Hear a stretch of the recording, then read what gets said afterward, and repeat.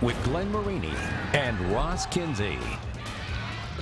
Well, you know, it's a new season. The way we look at it is we're 0-0. Everybody's 0-0. Obviously, it helps seeing them already once. It was a battle. You know, it was a shootout there for at least 3 quarters. We expect the same sort of fight. We just stay with each other and just stay humble. You can lose any night. So it's our job to come out and make sure we leave everything on the field. I believe in our team. I believe that we should win.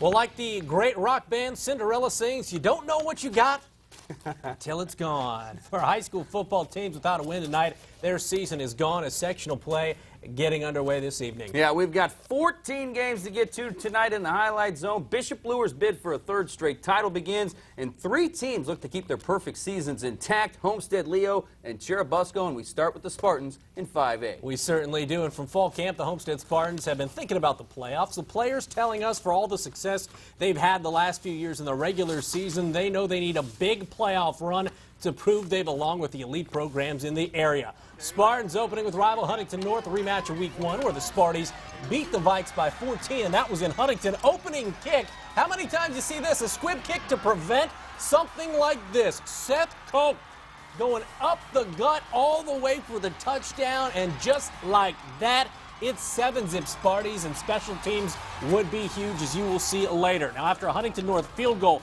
Homestead punting, it is blocked.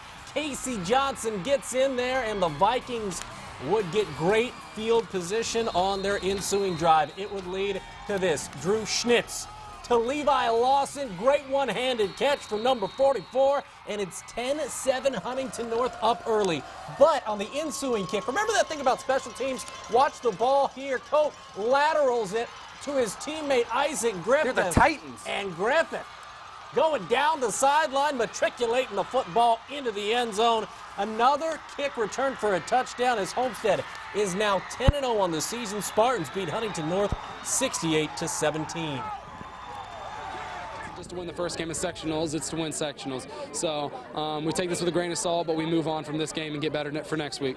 We talk about that all the time. If you don't win, you're done. Half the teams in Indiana are done tonight, so it's a motivator. You know, this group loves each other, and we're not done practicing together and having fun together, so that's a motivator. Score 68 on me, better wins. All right, so we do know one thing. We know Homestead is moving on. As for who they will face next week, they're going to be hosting the Kokomo Wildcats as the Cats beating the Generals of Wayne 52-0. In Robert Brown's first season, the Generals finished the year 0-10.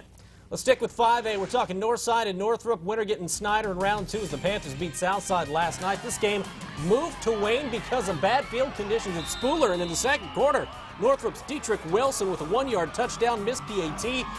But it's still 26-20 Northside. Northside, C.J. Jackson. Watch the receiver here. Eris Wells was on his knees and made the catch. Big first down for the Redskins, but later on the drive, they go for it on 4th down, and Spencer Cowherd with the sack for Northrop. They would get the ball with a minute left in the second quarter, and Colin Brockhouse hits Charles Burridge for a touchdown. Bruins up by 2 at the half, but Northside storms back to win it. Great season continues for Ryan Hall's team. 39-35 Redskins on top. And they'll host the Panthers next week. Let's go up to 5A Sectional 2. Warsaw Carroll Chargers defense would set the tone, and Doug Dinan's got to like to see this. Tigers' first drive, that's a Malaya, recovered by the Chargers, and Mr. John Hester was just a beast tonight. This is a nice 30-yard pickup on the Chargers' first drive. A few plays later, Grant Wilson, he's going to find Michael Kowalski in the end zone. Chargers take a 7-0 lead. He doesn't get any extra points for that little celebration there. Did I mentioned Hester? Sweet grab there. How about 220 yards receiving and a touchdown? Wilson would cap off that drive with the sneak as Carroll moves on big. 27-zip your final.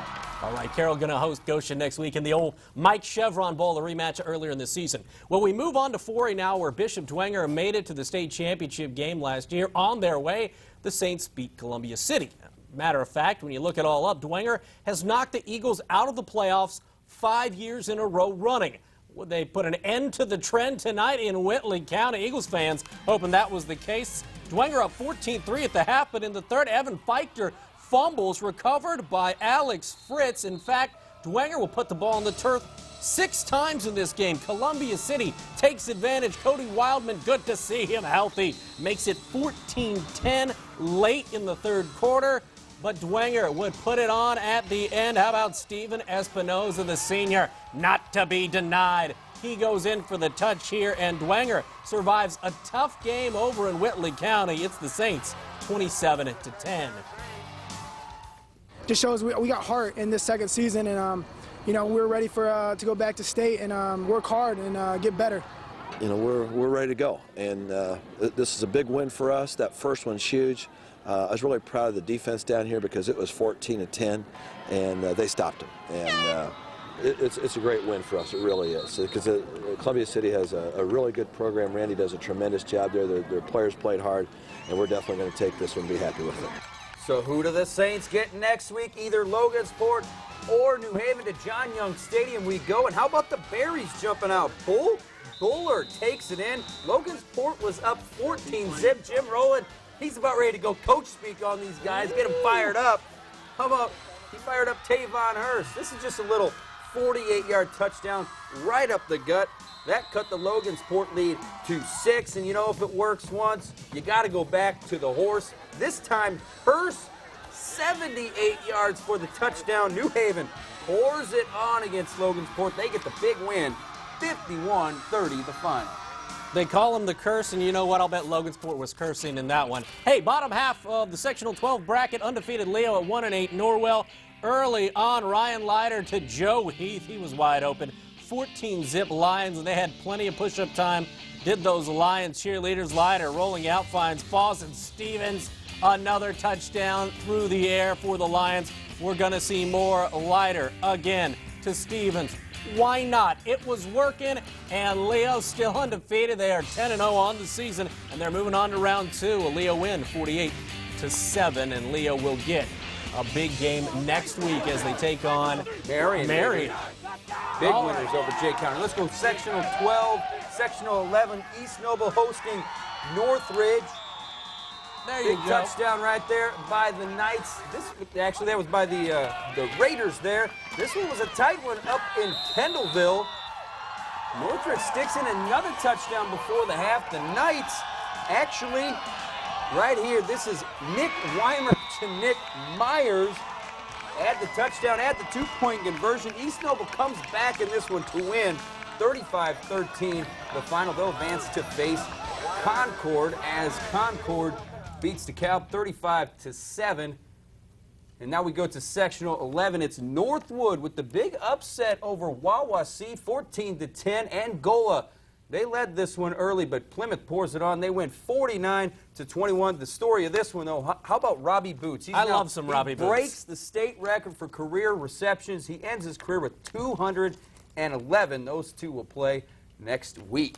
All right, well, we've hit up 5A and 4A so far, but some big games still left as Busco looks to stay undefeated after a trip to Woodburn. And the quest for the third straight championship kicking off tonight for Bishop Lures. Highlights of Elwood and the Knights coming up next in the zone.